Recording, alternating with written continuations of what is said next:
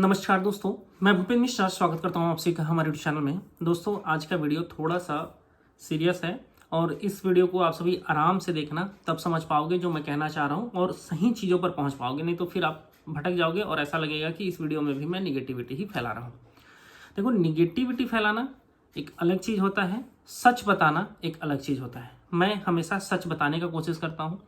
मैं कभी ये नहीं कहता कि फलाना 10,000 भर्ती, 15,000 भर्ती या हज़ारों की संख्या में भर्ती आ रही है। मैं ऐसा कभी नहीं कहता। जो आने वाला होता है, आरटीआई से जो जानकारी प्राप्त होती है, मैं आप सभी को वो बताता हूँ, या तो फिर जो आज मतलब एकदम कंफर्म न्यूज़ है वही बताता हूँ। मैं भ्रामक जानकारी फैलाने का काम नहीं करता हूँ, ठीक है।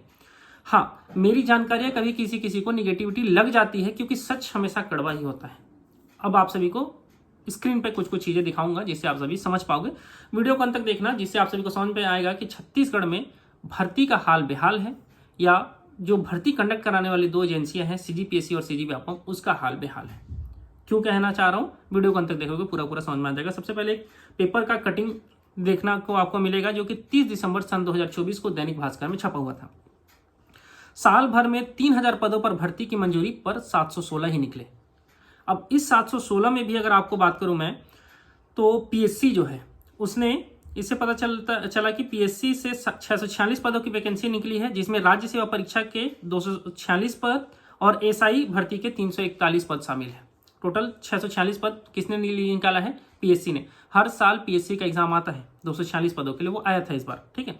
एसआई का इस बार 341 पदों के लिए आया। टोटल पिछले साल 2024 में 646 पदों पर सिर्फ और सिर्फ पीएससी ने वैकेंसी निकाला है, ठीक है।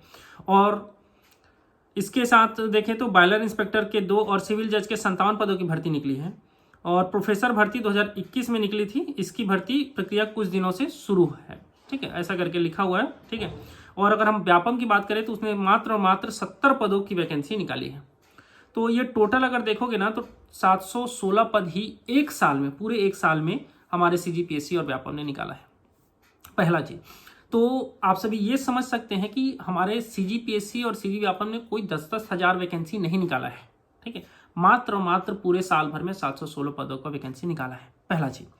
अब दूसरा चीज आते हैं कि हमारे पीएससी में बहुत सारे जो नेता हैं, ठीक है, नेता इन द सेंस कि जो जेन्युइन नेता हैं, आज के डेट में नेता बन चुके हैं, एक समय पर युवा नेता हुआ करते थे, वो कहते थे कि हम जैसे ही सरकार में आएंगे सीजीपीएससी में पारदर्शिता आएगी, ठीक है। आप सभी को 29 दिसंबर 2024 का दैनिक भास्कर का एक आर्टिकल पढ़ के सुनाता हूं।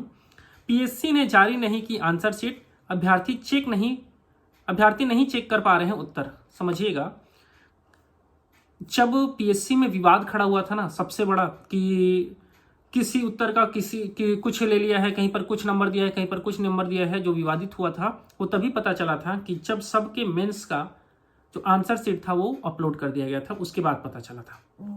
और यहां पर हमको एक चीज देखने को मिल रहा है कि अभी तक जो मेंस का आंसर शीट है वो अपलोड नहीं किया गया है। तो किस चीज का देरी है भाई? इतना लगभग बहुत दिन हो गया, 20-25 दिन से ज्यादा हो गया रिजल्ट को आए, ठीक है। सबको ज्वाइनिंग का लेटर भी पकड़ा दिया गया है, सब चीजें हो गया है। तो अभी भी मैंने कहा था कि जब मैं एक और वीडियो बनाऊंगा वो तब रहेगा जब आंसर शीट अपलोड हो जाएगा, तो लेकिन अभी तक आंसर शीट अपलोड नहीं किया गया है, ठीक है।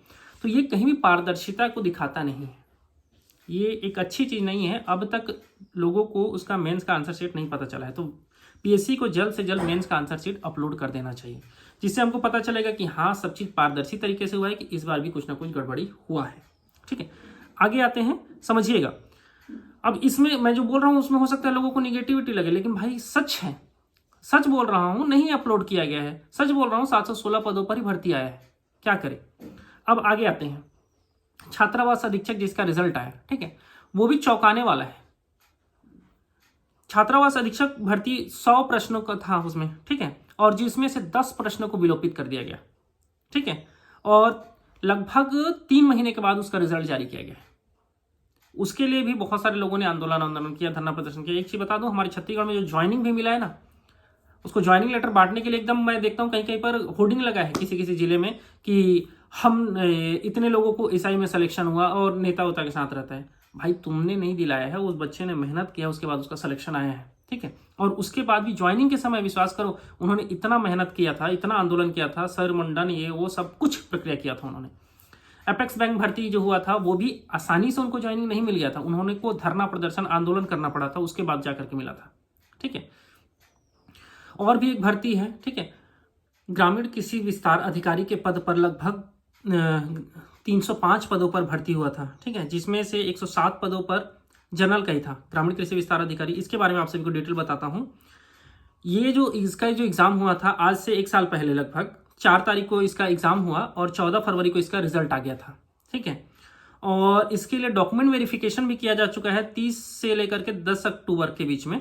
ठीक है, 30 सितंबर से 10 अक्टूबर के बीच में इसका डॉक्यूमेंट वेरिफिकेशन हुआ था। रिजल्ट इसका 14 फरवरी को आया था, लेकिन इसका भी अभी तक ज्वाइनिंग नहीं मिला है। ठीक है, आप सभी इसका ये भी देख सकते हो, मॉडल आंसर भी आप सभी को दिखेगा 14/2/2024, नीचे जो साइन किए हैं उसमें 14/2/2024 का मॉडल आंसर में भी डेट दिख रहा है, लेकिन इनको भी अभी तक ज्वाइनिंग नहीं मिली है।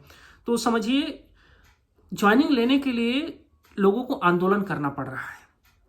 तो हम लोग फिर से आते हैं हमारे जो हॉस्टल वार्डन पेपर है उसी के ऊपर। ठीक है, इसमें आप सभी देखोगे ना, तो ये आज के पेपर में मतलब 5 जनवरी सन 2025 के पेपर में आया है।